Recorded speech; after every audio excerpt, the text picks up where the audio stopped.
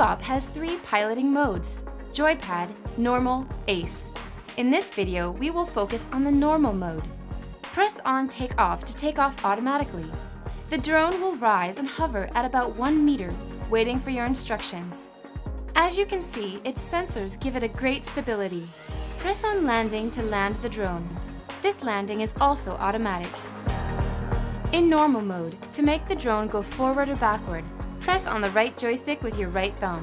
Then, tilt your tablet or smartphone forward or backward. Note that this is inverted when the drone is facing you.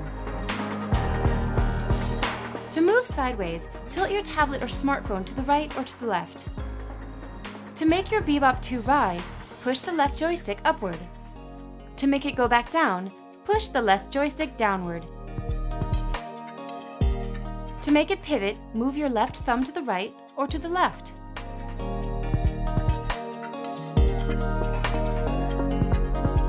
In the settings, you can change the drone's rotation speed in order to make the drone pivot on itself faster or slower.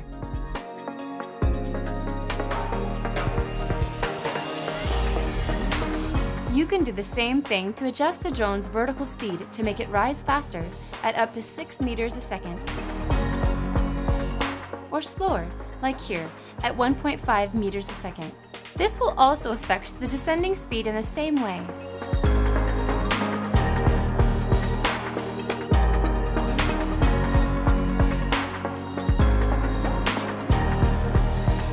You can set a maximum altitude limit for the drone, and the Bebop 2 will not rise above this limit.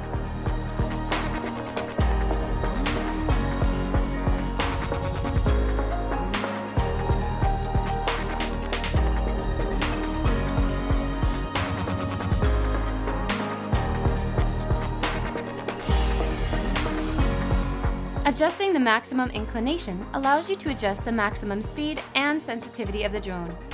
With a higher maximum angle, the drone will be faster and very sensitive. With a minor maximum angle, the drone will be slower and easier to pilot.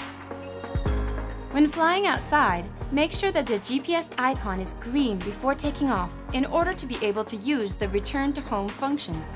Activate this function by pressing the icon to bring your Bebop 2 back automatically where it took off,